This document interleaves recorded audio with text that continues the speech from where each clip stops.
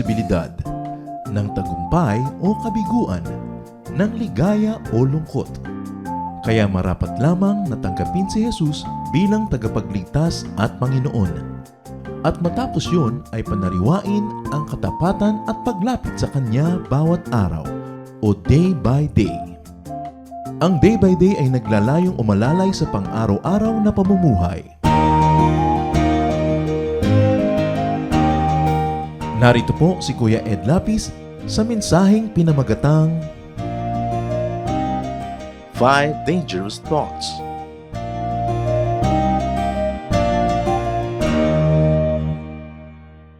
Dapat bantayan ang ating isip. Man's brain can be a factory of so much good, but it can also be a factory of evil and many, many mistakes. We are what we think. Sabi nila, we are what we eat.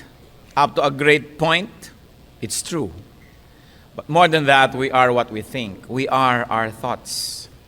So it's important for God's people to always watch their thoughts. Ang atin pong pag-aaral ngayon, 5 dangerous thoughts. Na isa man sa 5 ito, kung nasa atin pong isipan, dapat nating iwaksi at dapat nating talikuran. Heavenly Father, we thank you for who you are in our lives. Thank you, Lord, for your victory, that we are here today to worship you, to give you our thanks, our offerings, our hearts, and to listen to your word. We pray that you're going to empower each one of us to understand your words, that your words will be light, medicine, salt, guide to all of us. Nawa, Panginoon, ay mangusap po kayo ng may kapangyarihan. You have given us free will, but we surrender that will to you now, and we ask you, Father, to let your will be done. Preside over this activity, and may you speak to us powerfully. In the name of Jesus, we reject, we rebuke, and drive away any presence of evil. We ask you, Holy Spirit, to give us powerful filters so we can choose the truth from lies. And we want only the truth from you, O God. Lead us. Teach us to rediscover our weaknesses so that we may get rid of them. Teach us, Lord, to reassess our lives. And now, O Lord, to examine our thought life. Lead us. Teach us, Father. In the name of Jesus, your Son, our Lord, we pray. Amen. 5 dangerous thoughts. Kung meron po tayong makikitang isa man lang sa 5 na ito na nasa buhay natin, sulit ang ating pag-aaral. Sapagkat napakahalaga na laging suriin. Kung paano tayo nag-iisip, ganun tayo nagsasalita, ganun tayo kumikilos, ganun tayo nabubuhay. One great lie that must be corrected is the thought that security is found in connections or possession. Many people develop great networks in their lives, relationships with people, so that they'll feel secure. Many people try to rise above others so that they could go to higher and ever heightening positions because they think that security is found in connections or possession. But security is found only in obedience to God. Nung unang panahon po, si Queen Esther was already queen and she was in a very, very comfortable, very nice position. But there was trouble. And for a while, she was not clear about what she should do, whose side she should take, and what act she should do. But her relative reminded her of a great important truth. Esther 4:12-14. When Esther's words were reported to Mordecai, he sent back this answer. Do not think that because you are in the king's house, you alone of all the Jews will escape. For if you remain silent at this time, relief and deliverance for the Jews will arise from another place, but you and your father's family will perish. And who knows but that you have come to royal position for such a time as this. The king was deceived into making a very harsh decree that the Jewish people would be destroyed.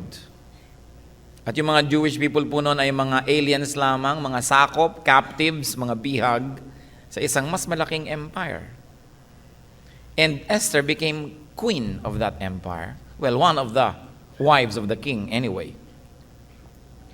At nung nagpadala sa kanya ng mensahe ang kanyang kamag-anak na kailangan, you must represent us before the king and you must speak. Pero sabi ni Esther, hindi ako pinapatawag. Paano yon? Hindi naman pwedeng lumapit sa hari ang hindi tinatawag. So parang hindi ako makakatulong. So sabi nitong si Mordecai, baka akala mo kung queen ka, nakatira ka sa bahay ng hari, maliligtas ka. Pag hindi mo ginawa ang dapat mong gawin bilang anak ng Diyos, hindi ka nagsalita ng dapat mong sabihin, ikaw at ang iyong mga kamag-anak ang malilipol at ang Diyos ay pipili ng ibang magagamit niyang instrumento para tulungan ang kanyang mga anak. So, Mordecai was reminding Esther that you should not feel secure just because you're queen. You should not feel secure because you're in the royal household, but you must obey God's voice and do what is right. Kahit po sa atin ngayon kuminsan, marami mga tao ipinagbibili na ang kanilang kabanalan, ang kanilang espiritu, tumaas lang ang posisyon, magkaroon lang ng mga connection because they think they'd be secure when they are well connected. But our true security is being connected with God. Security is in obeying God's will. It is not in our position, not in our wealth, not in our possessions, but in obedience to God's will. Because God is God. Hindi naman mahirap isipin na ang God ay God, therefore siya lagi ang magwawagi. Although at times, it seems like the enemy can win. Pero hindi yun ang totoo at hindi yun pwedeng magtagal. Matthew 7:24-25, the Lord even illustrates what security can be. Therefore, everyone who hears these words of mine and puts them into practice is like a wise man who built his house on the rock. The rain came down, the streams rose, and the winds blew and beat against that house. Yet it did not fall because it had its foundation on the rock. Nagbigay po ang Panginoon ng kwento, dalawang uri ng listeners, yung sumusunod sa kanya't hindi. Inihalin tulad niya sa dalawang uri ng gusali. Yun daw hindi sumusunod sa kanya ay parang bahay na ipinatong lang sa buhangin. Nung bumagyo, bumaha, humangin, siyempre nagalawang buhangin dahil hindi yun stable, nagiba ang bahay. Pero yun daw nakikinig sa kanyang salita, parang yung bahay na nilagay sa bato, sa ibabaw ng mataas at solid na bato. Umulan, bumaha, humangin, nakatayo pa rin ang bahay. Dahil siya ay nakatindig sa bato, sa katotohanan, at sumusunod siya sa Diyos. You want to be secure in life? Obey God. There is so much insecurity around us. Emotional, physical, mental, intellectual insecurity, spiritual insecurity, and the answer is still Jesus and obedience to God. So don't ever think that security is in positions or connections. Although it's not wrong to have a good position and many connections. Pero dapat icing lang yan sa cake. You know how empires come and go. You know how great people fall. There is no one secure when it comes to just position. But security is in obedience to God. Is there any area of your life that God is asking to be obeyed? And we are disobeying precisely because we want to be more secure. What do you think? That by obeying God, you will be more insecure or more weakened? Obey God. Another dangerous thought that seems to be prevalent in society and must definitely be never, ever found among God's people is to take advantage of the weak. To take advantage of people who are not strong. Zechariah 7:10, do not oppress the widow or the fatherless, the alien or the poor. In other words, the widow, the fatherless, the orphan, the foreigner, the poor share a common denominator. They are weak. Hindi sila malakas, sila'y mahina. Mga balo, mga ulila, mga banyaga, at mga maralita. In a manner of speaking, Zechariah is saying, do not oppress the weak. Do not take advantage of the weak. Nangungutang na nga dahil gipit na gipit, papatawan mo pa ng pagkalaki-laking interest. Hindi you're taking advantage of somebody's weakness. Dala-dala na nga sa iyo yung hikaw, yung alahas, ibinebenta dahil magpapagamot, lalo man tatawaran ng tatawaran at babaratin ng babaratin. Kaya nga, nagbebenta yung tao dahil nagigipit. Maraming mga tao pagka nakakita ng weakness, sasamantalahin. Kaya po maraming mga bata abused. Kumisan abused ng sariling magulang, verbally abused. Abused kung minsan ng pangalawang asawa, pangalawang husband, pangalawang wife. abuse kuminsan ng mga pinapakitirahan, ng mga tiyo at tiya, because children don't know any better. Hindi nila alam ang mga pwede nilang lagyan, tayuan at posisyon, kaya madali silang pagsamantalahan at kawawain. Kaya maraming mga mangmang ang naaagawan ng mga lupa at mga ari-arian, pinagsasamantalahan ng marurunong. Ang karunungan ay dapat ginagamit para ating arugain at tulungan ang mga mangmang, hindi sila para pagsamantalahan. Kaya nakikita natin po yung mga illegal aliens sa ibang mga developed economies, palibas at alam ng mga employer na wala itong visa para magtrabaho o wala itong work permit, babayaran ng keliit-liit sa kalaki-laking ginagawa, pagsasamantala sa isang mahina. Because when you have no legal personality, you are very weak. Kahit sa mga magnobyo at magnobya, nangyayari ito. Lagi na lang napakatigas ng loob nung isa kasi alam niya, nasukat na niya na yung boyfriend niya laging susuko. Kaya ang lakas-lakas niya loob makipag-away. Kahit naman ayaw niya makipag-away at gusto na rin niya makapagkasundo, pero alam niyang mas mauunang susuko ito kasi mas mababa ang loob, mas mahina ang loob. Kaya lagi na lamang na kanyang pinagmamalupitan. Samantalang kung alam mong mahal na mahal ka niya at hindi makatiis na wala ka, dapat mo nga lalong mahalin hindi yung pagsamantalahan. Dahil alam na alam mo. O hindi ba hinihintay ka niya, hayaan mo maghintay, hindi aalis yan. Hindi ba dapat nating lalong pahalagahan yung nagpapahalaga sa atin? Kaya yung mga magulang, hoy, pagtayo nyo anak pag ikinasal, tapakan mo siya ha. Una mong ilabas yung paa mo sa pinto ng simbahan para makaya mo siya. Sa kagustuhang kayanin ang kapwa. Sa halip na ituro ang mabuti na o magsunuran kayo sa isa't isa at ikaw ay sumuko sa kanya at sumuko siya sa iyo. Ang itinuturo ng mga kamag-anak ay ikaw ang magwagi, ikaw ang kailangang mamayani. Kita nyo kung ito ay iisipin ng isang tao sa kanyang mapapangasawa, sino pa ang hindi niya pagsasamantalahan pag nanghina? Kaya may mga teachers na napagsasamantalahan ng mga estudyante na gustong pumasa pero ayaw naman mag-aral. Because people take advantage of the weak. Sa mga magkakaibigan at magkakabarkada, lagi nilang merong isang mascot, laging merong isang para siyang payaso. Isa siyang lagi nilang inuutusan, binibiro, binabatok-batukan, kinakawawa. Samantalang mabait nga yung tao, kaya nangyayari yun. Shouldn't we value that person all the more? But you know, if water follows the path of least resistance, well, it's because it is water. But people who have values, especially Christians, must never do that, to pressure those that can be pressured, but to take care of the weak. Exodus 22:22-24. Do not take advantage of a widow or an orphan. If you do and they cry to me, I will certainly hear their cry. My anger will be aroused and I will kill you with a sword. Your wives will become widows and your children fatherless. Siyempre, weekend yung mga widow. Lalong-lalo hindi sila dating naghahanap buhay, bigla ngayong namatay ang asawa, they are very, very compromised. All the more na dapat lagi silang tulungan at alagaan. Hindi yung alaga na lang ng mga lalaking kindat-kindatan yung mga widow. So, ay, widow yan, nalulungkot yan, kindat-kindatan natin. To take advantage of a weakness. It is important to be godly in this area. Na pagka kuminsan nagkakaroon ng mga crisis, ang mga may tindahan nagtataas agad ng presyo kahit hindi naman mataas pa yung bilhin nila doon. This is taking advantage of the weak. It is important to change in this area of our lives because God takes care of the weak.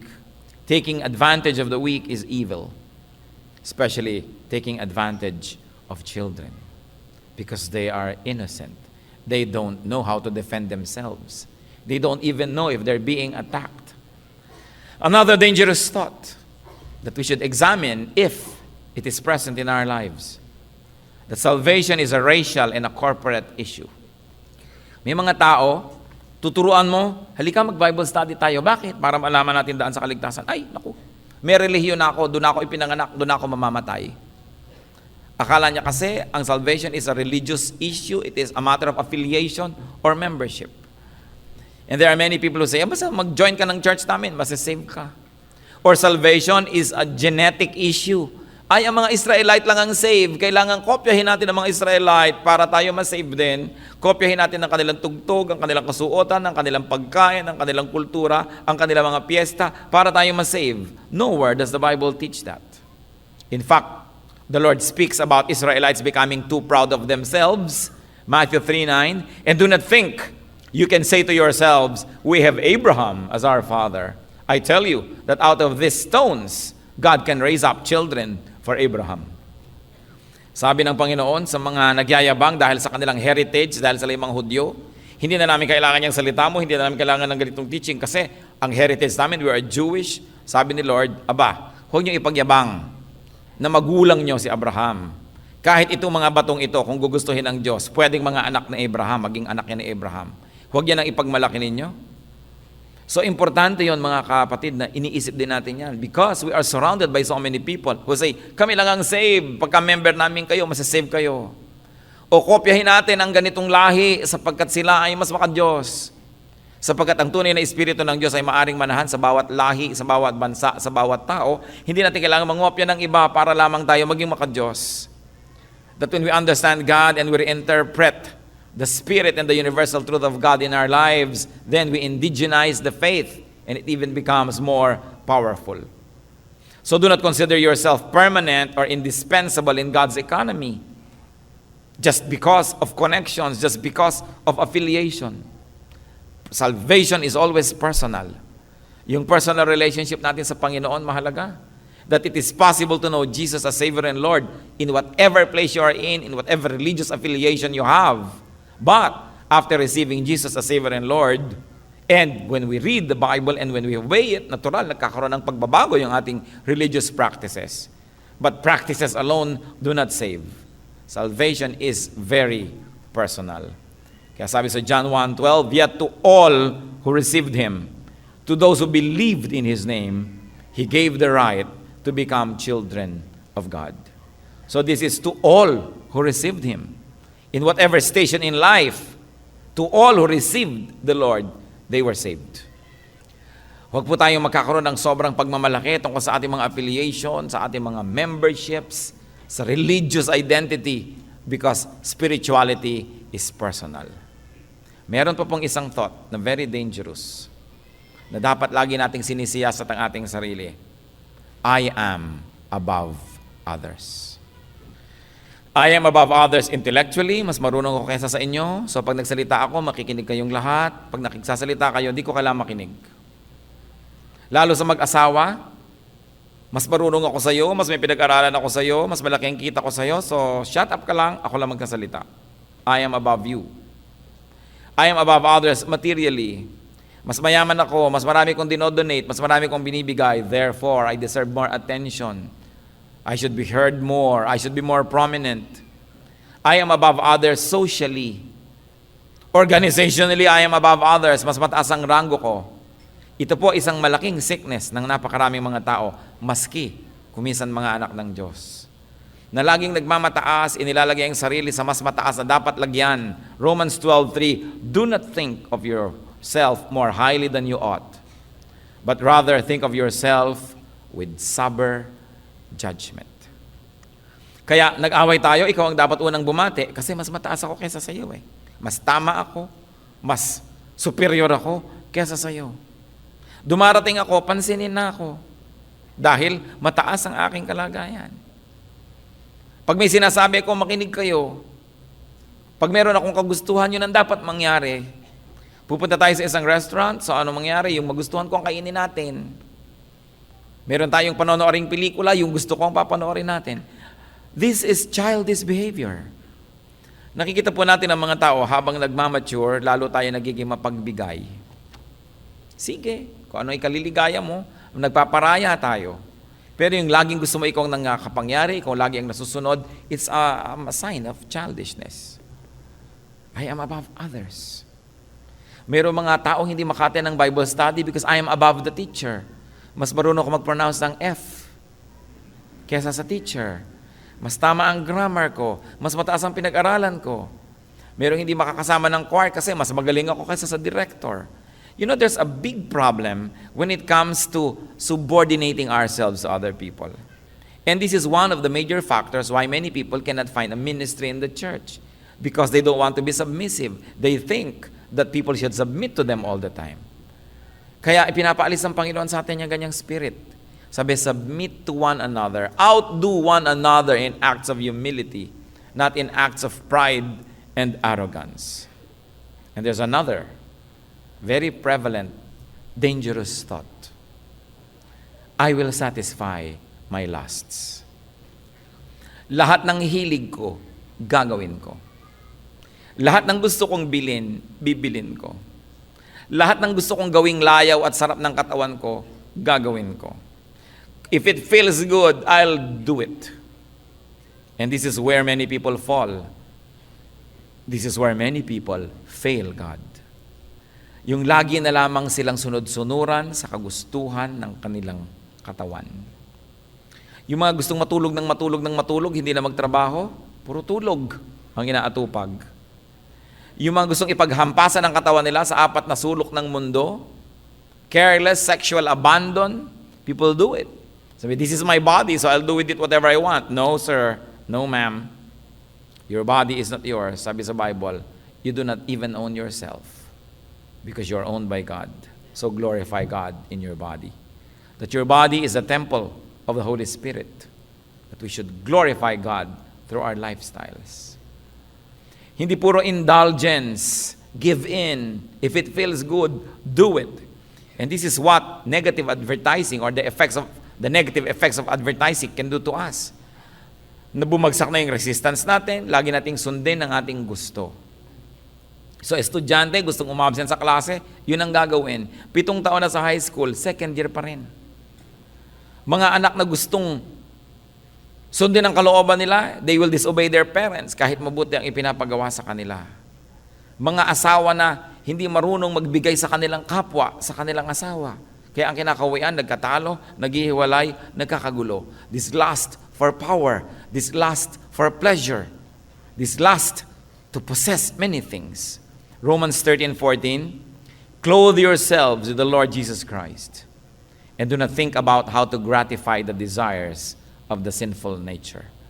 Sabi, yan ang gawin niyong kasuotan, ang kabanalan ng Panginoon, at huwag niyong laging isipin kung paano ninyo susundin at mapagbibigyan ang mga hilig ng inyong katawan. But remember, this is the sinful nature. May mga hilig naman tayong harmless. Gusto mong uminom ng mainit na tsa? O sige. Gusto mo na malamigan ka ng electric fan? O sige. Pero dapat nating hinihiwalay kung ano yung sinful lusts and sinful desires. That which cause us to use others and treat other people as just instruments in pleasing ourselves. It is not glorifying to God. That which violates God's moral law. Kailangan kong magnakaw para lamang masunod ang gusto ko at hilig. Kailangan kong itinda ang aking katawan at ang aking puri para lang mabili ko ang mga gusto ko. Ito ang dapat nating chinecheck. O kaya yung lust for pride. Hindi natin maisurrender ang ating sarili sa dapat nating sukuan. Hindi natin makasundo yung dapat kasunduin. Hindi tayo nagbibigay, humihingi ng patawad, nagsasabi ng sorry because it is in my lust to what? To always win.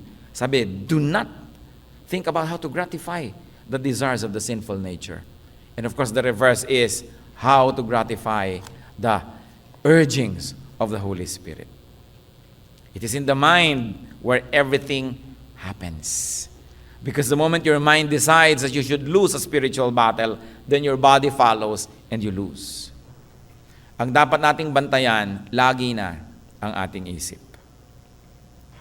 Magtataka ka, ang mga tao, may gate ang bahay, may lock. Ang pinto may lock or locks. Pag pumasok sa kwarto, may lock pa uli. Ang mga bintana, may rehas. Yung mga ibang bahay, may mga alarm pa pag biglang may pumasok at hindi nila papasokan. May mga bantay pang aso. Yung iba, may bantay pa talagang security guards ang mga bahay. Talagang hindi nila papayagan na pasukin ang kanilang bahay. Pero, pinapayagan nila na lahat ng kasalanan, lahat ng dumi, lahat ng basura, pumasok sa isip nila. May bantay pa daw sa pinto, may rehas pa daw sa bintana, pero kahit ano na lang makita sa TV, kahit ano na lang makita sa pelikula, kahit anong mabasa sa mga signboard, madinig sa mga radyo, sa mga advertisement, kinakain lahat, pinapamuhay lahat. Ayaw nila na nabaviolate ang kanilang private space, pero pag may nagbubulong na, gumawa tayo ng mali, gumawa tayo ng masama, pinapayagan nilang pumasok sa tenga nila. Wala man lang proteksyon ang isip. Wala man lang barrier, walang bakod. Lahat na lang ng pwedeng marumi at kasalanan, pwedeng tumambak sa isip. And remember this, pag matagal na iniisip, pag laging nadidinig, ang tendency, sundin. Kaya mga advertisements, nagbabayad sila ng malaki, paulit-ulit yung message nila kasi pag laging nadinig, tumatanim sa utak At mamaya, hindi ka na nag-iisip pag nasa supermarket ka, pinipick up mo na yung produkto na lagi mong nadinig na ina-advertise. Kaya mahalaga, mga kapatid, babantayan natin ang ating isip.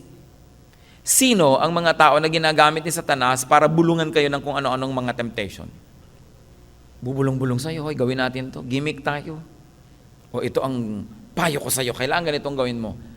Fini-filter po ba natin yan? May salaan ba tayo? Ang salaan natin dapat ang salita ng Diyos.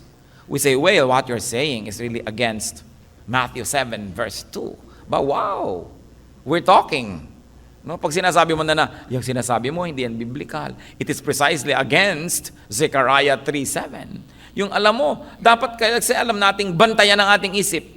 Sapagkat si Satan, walang gagawin niya na direct. Hindi naman niya hahawakan yung kamay mo para ipasampal ang yung kalaban. Kakausapin niya ang iyong isip. At sa dami ng nakita mong mga drama na sampalan ng sampalan, ang tendency mo talaga, manampal ka na rin.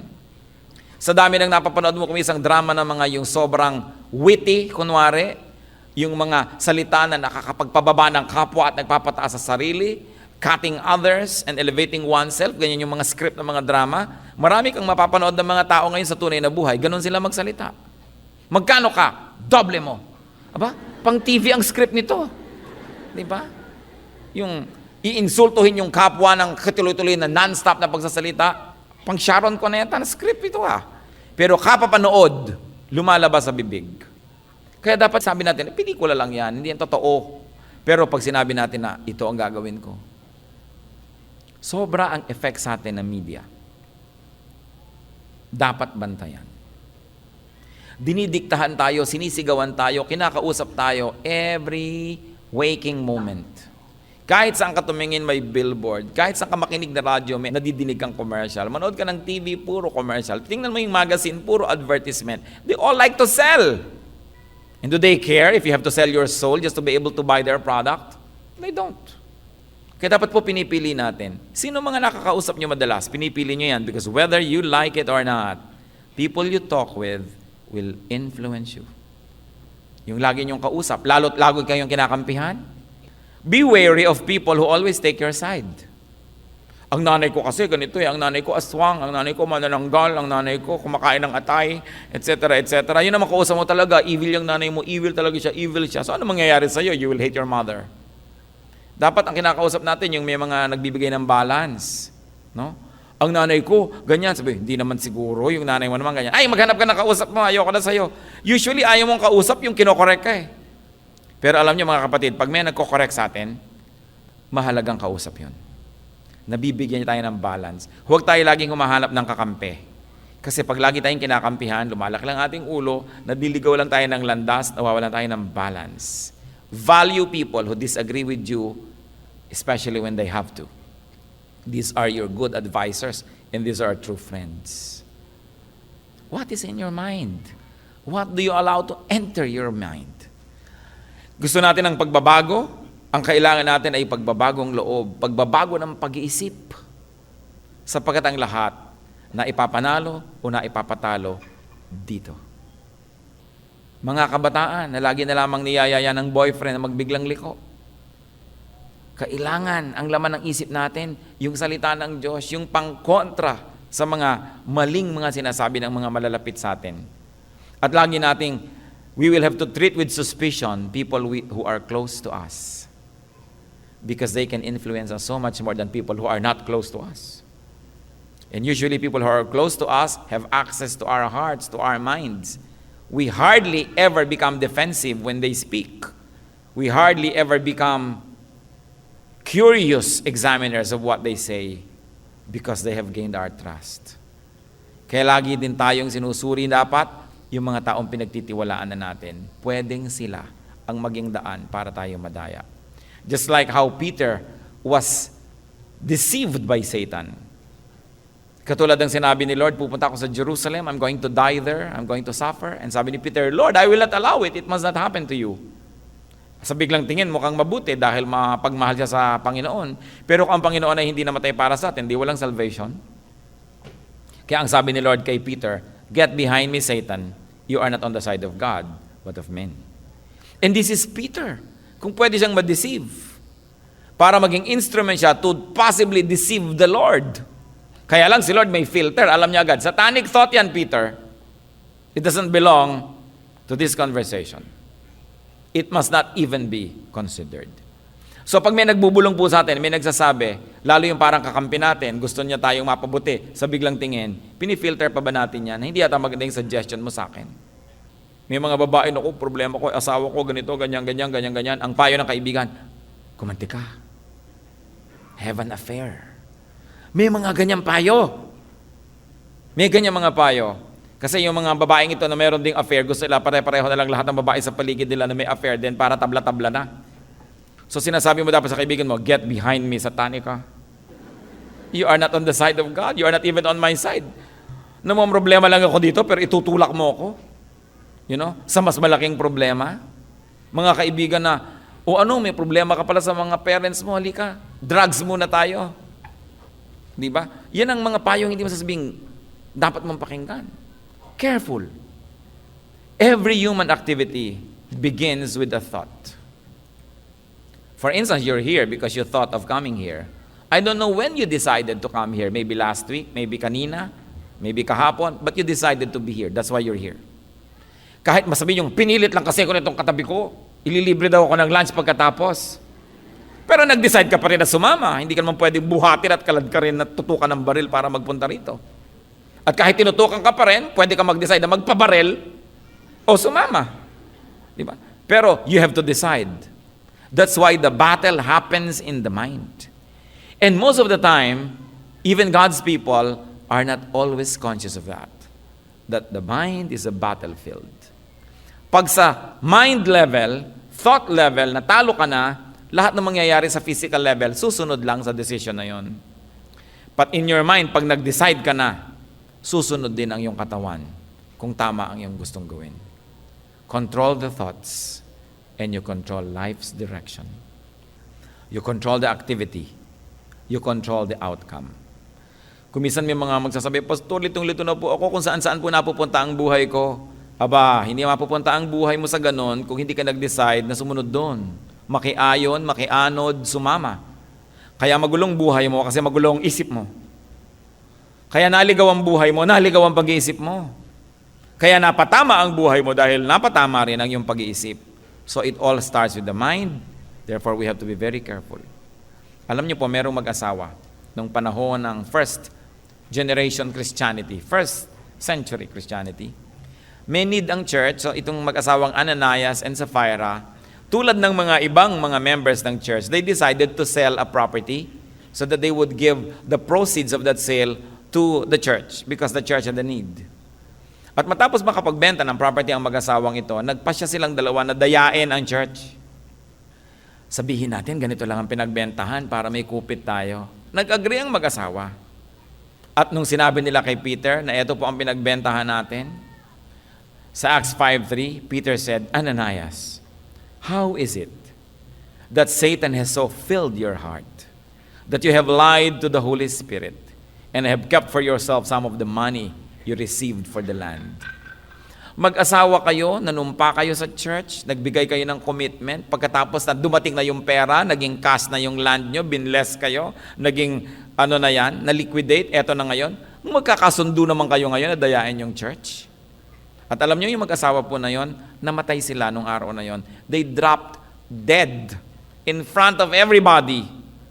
Isa-isa, kasi una dumating yung asawa, tapos mamaya sumunod yung isa, kaya hindi sila sabay, pero pareho silang namatay nung araw na yon. Ano po ang kanilang pinakamalaking pagkakamali? Pinayagan nila si Satan, sabi, how is it that Satan has so filled your heart? It is also a way of speaking, how is it that Satan has so filled your mind? That's why it is important for us not to allow Satan to fill our minds, to influence our thoughts. We should control and examine our thoughts. Kung minsan, pwede na tayo sa etiquette. Nakokontrol na natin ating bibig, nakokontrol na natin ating kilos, yung ating good manners and right conduct. Pero what is in our mind? That's a good question. Because what is in your mind will always find a way to come out in your life, through your life, and by the life you live. All of us should be careful to label and identify dangerous thoughts. And what do you do when you hear An ungodly thought, expel it, reject it right away. Crush it underfoot like a poisonous scorpion because it is. Huwag na nating pinapatagal pa. Ano kaya, magkating classes ako bukas? Huwag nang patagal pa. No, that's not a good thing to do. Ano kaya, kupitan ko ang aking magulang? Ano kaya, dayain ko ang aking asawa? O makipagkasundo ka na doon sa yung hindi kasundo? Huwag na, saka na lang. Yung mga delaying tactics ni Satan para mawalan tayo ng kapayapaan. Kita niyo po yung mga pamilya na nagkakaayos-ayos, nagkaka-reunite because they decide in their minds that they would do the right thing. And then they begin to benefit. Pero kita niyo rin yung mga pamilya nagkakaaway-away because they decide in their minds to do the wrong thing. Mag-agawa ng mga mana, mag-agawa ng mga lupa, mag-agawa ng kotse, ng pianong bulok. Nag-aaway-away ang mga magkakapatid sa walang kakwenta-kwentang bagay because they decide to do that. What is in our thoughts? How can we be more careful? Dear God, thank you for reminding us that we should stand vanguard, Lord. That we should be watchful. That we should not permit evil to enter our minds. In this very sensual world, O Lord, teach us to be spiritual. Teach us to close our eyes, not to stare, not to look when we shouldn't. Teach us not to listen when we shouldn't. At kung ano man nadidinig namin, nakikita namin, nakakarating sa aming isip, turuan niyo kami, Lord, na laging suriin ito. So napakahalaga, Panginoon, humihingi kami ng karunungan to understand your word and that you may give us wisdom to apply your word in our daily life. Nawa, Panginoon, ma-i-apply namin ang iyong mga karunungan sa pang-araw-araw na buhay. At kung meron sa amin ngayon ng mga kapatid, mga kaibigan, na biktima ng isang mahinang pag-iisip, laging natatalo ng kaaway, humihiling kami, Panginoon, ng kalakasan.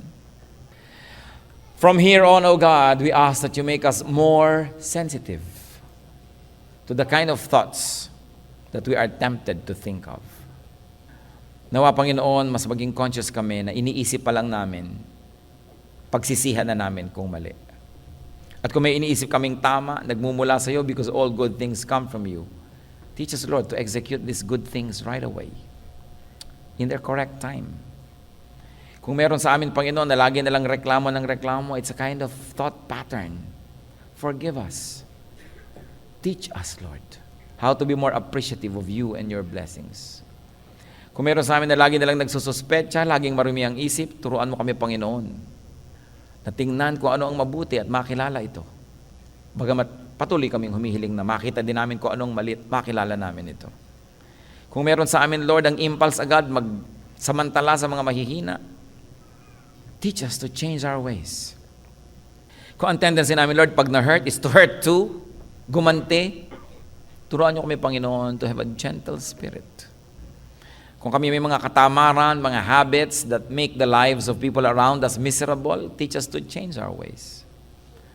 At kung meron kami, Lord, ng mga magagandang katangian na dapat magawa para lalong magbigay ng kasiyahan sa aming mga kasambahay, mga mahal sa buhay, turuan mo kami mag-isip ng mga bagay na ito. Whatever is true, whatever is noble, whatever is good, teach us such things. At turuan mo rin kami, Panginoon, na mahalin ang aming bayan, pagtulong-tulungan na iahaw ng aming bayan sa maraming mga kahirapan at suliranin. Sa halip na magturo-turuan, manisin ng iba, ipakita mo rin ang aming mga pananagutan. Teach us to always look into ourselves, Lord, and to find our responsibility for why things happen around us. Pag-iisip na maka-Diyos, pag-iisip na mapagtiwala sa iyo, Panginoon, pag-iisip na mapayapa. Teach us your ways. Teach us to think like you. At nawa, Panginoon, lalo kami ngayon na maging mapagbantay sa mga negative and sinful influences in our lives. Mas bantayan namin kung ano aming binabasa, pinapakinggan, pinapanood, tinitingnan, sinusunod. At nang sa gayon, Panginoon, lalo kami makasunod sa inyo. Mga kapatid, mag-isip-isip tayo, magbulay-bulay. What dangerous thoughts could be nesting in our minds? Ano mga paraan ng pag-iisip? Destructive thoughts, suicidal thoughts, highly and overly competitive inclination, lustful thoughts, Pinagnanasaan ng bawat dumaan at makita. Iniisip ang mga malalaswang bagay, maski hindi marapat. What parts of our thinking and thinking process needs liberation from God? Anong uri ng pag-iisip natin na lagi na lamang na naghahanap ng saya, umiiwas sa problema, hindi hinaharap ang mga pananagutan? The way we think, the way we reason, ang ating mga biases, other people we dislike for no reason at all just because we're biased against them, maybe racially, regionally. Anong uri ng pag-iisip mayroon tayo? Do we glorify God? Jesus is truth. The truth sets free. Are we free to think intelligently? Are we free to think of holy and noble things?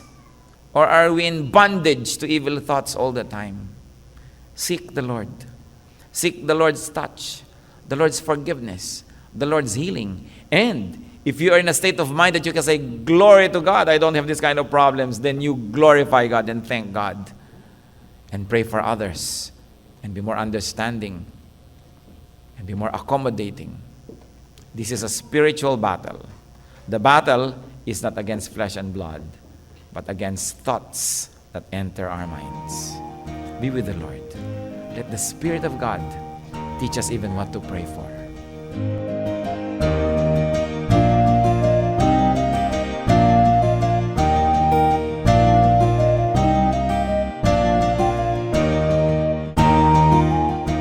Ang katatapos pong mensahe ni Kuya Ed Lapiz ay pinamagatang 5 Dangerous Thoughts.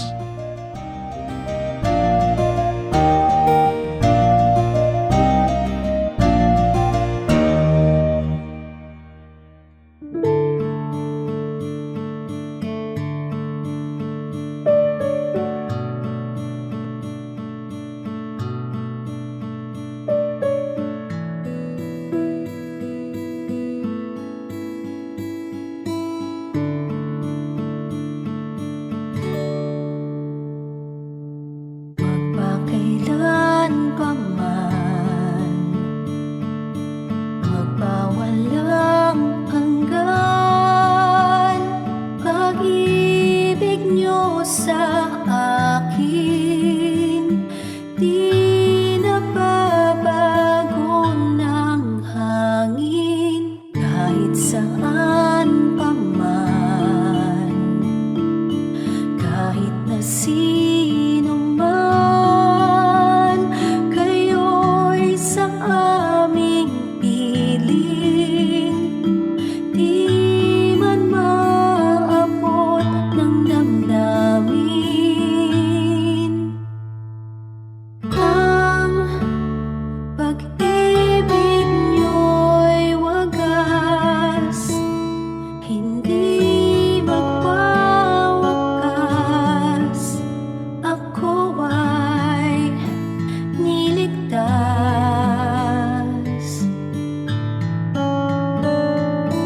At pag-ibig niyo'y sapat, sa akin ay tapat, kahit na di ako karapat-dapat.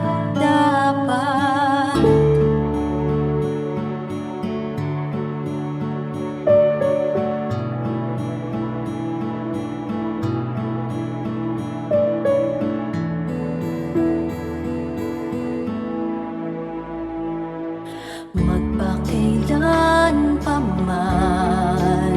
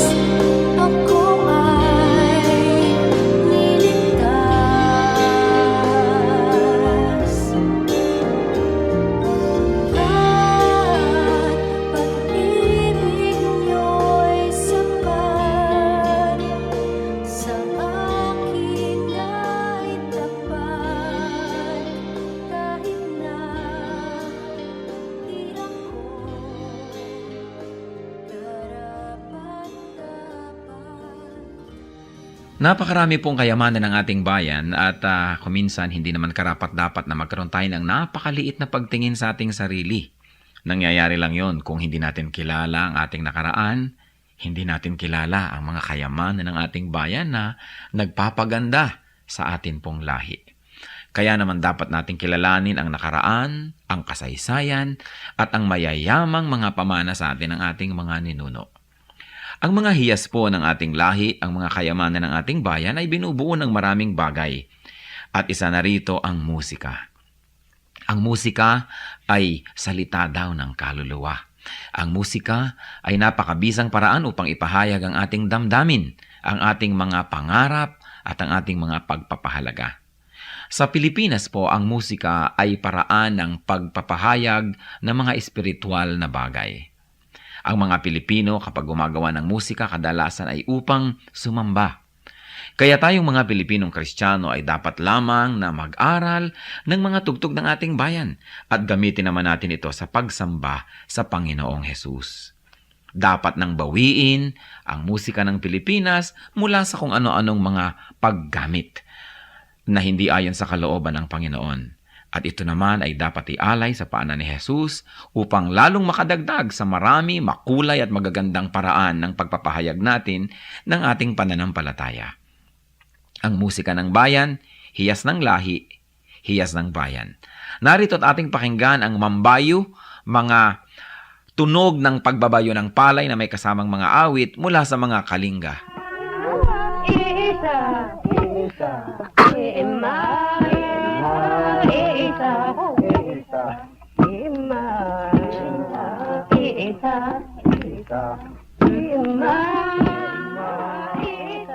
Ang mambabayo ay isang karaniwang gawain ng mga kalinga at ito ay pagbabayo ng palay.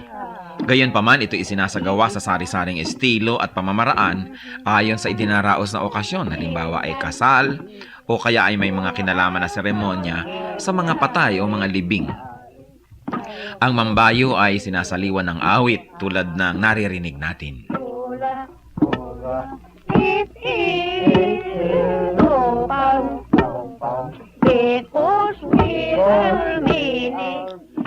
Ang sinasaliwan ng awit na pagbabayo ng palay ay ginagampanan ng 8 kababaihan at sinasagot naman ng mga kalalakihan. Paulit-paulit at mauulit na maririnig ang ritmikal na pag-awit ng mga salitang ima, isa o insa.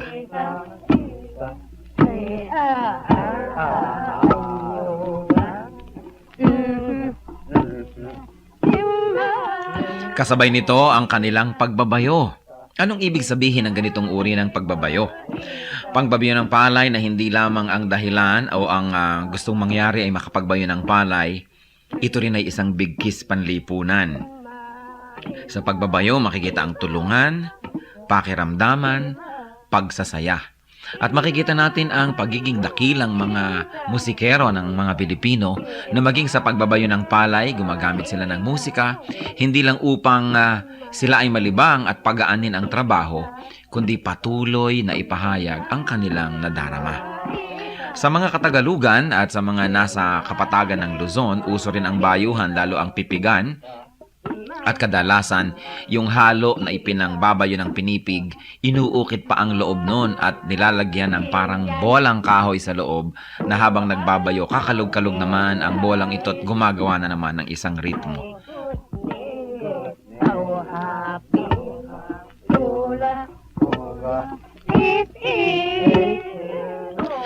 Yan po ang mambayo, ang pagbabayo ng palay na may saliw ng mga awitan ng mga kalinga. Ano po ang maaari nating matutunan sa kayamanang ito ng ating lahi? Na ang bawat gawain natin ay maaaring saliwan ng musika. Lalong-lalo naman ang pagsamba natin sa Panginoon, ang ating mga paglilingkod, na sa paglalagay natin at paglalapat ng musika, hindi lang gumagaan ang ating trabaho, kundi na ipapahayag din natin ang ating damdamin. Musika ng bayan, kayamanan ng ating lahi, hiyas na dapat makilala at ingatan.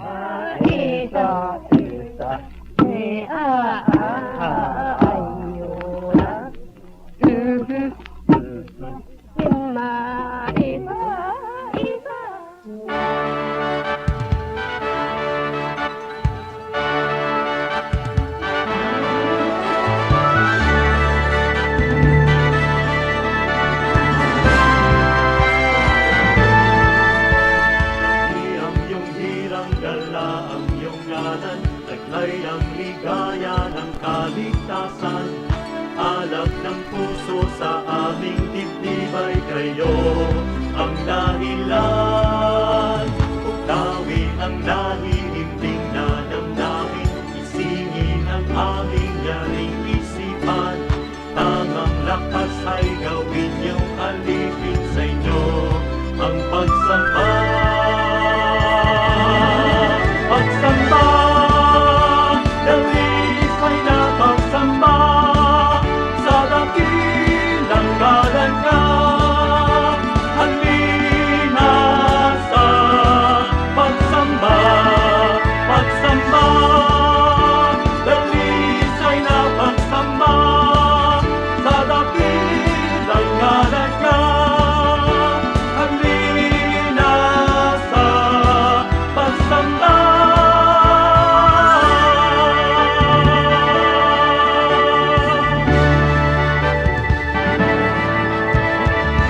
Ang iyong hirang dala, ang iyong ngalan, taglay ang ligaya ng kaligtasan. Alab ng puso sa aming dibdib ay kayo ang dahilan. Ukawi ng nahihimbing na damdamin, isingin ang aming yaring isipan.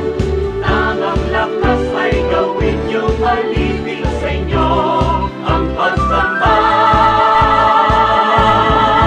Pagsamba, dalis ay napagsamba sa dakilang ngalan niya.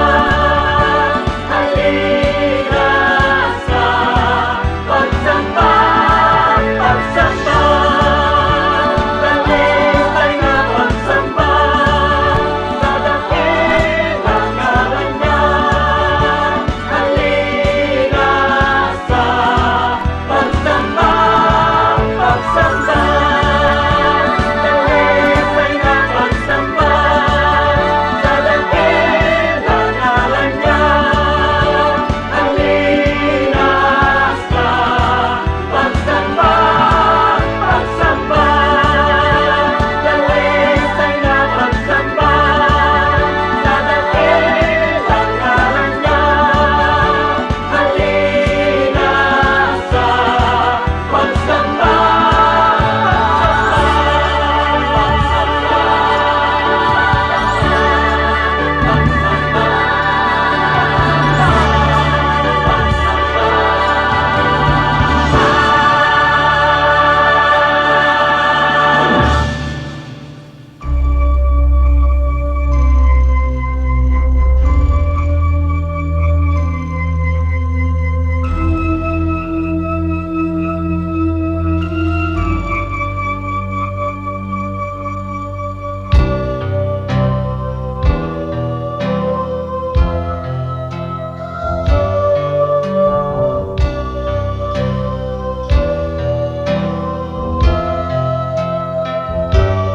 Bakit labis na pag-ibig ang nais kong ibigay? Magmula nang tanggapin ko si Jesus sa aking buhay. Noon ng Diyos sa puso ko'y isang katang-isip lamang. Ngunit ngayon siya ay katotohanan. Mayroon akong pag-ibig dito sa puso ko. Mayroon akong pag-ibig, nais kong ibahagi lagi sa inyo. Mayroon akong pag-ibig na hindi mamamatay. Mayroon akong pag-ibig, ito ay panghabang buhay. Labis-labis na pag-ibig ang sa'yo'y naghihintay. Pag sa puso'y tanggapin mo si Jesus na siyang buhay. Noon ng Diyos sa puso'y isang katang-isip lamang. Ngunit ngayon siya ay katotohanan. Mayroon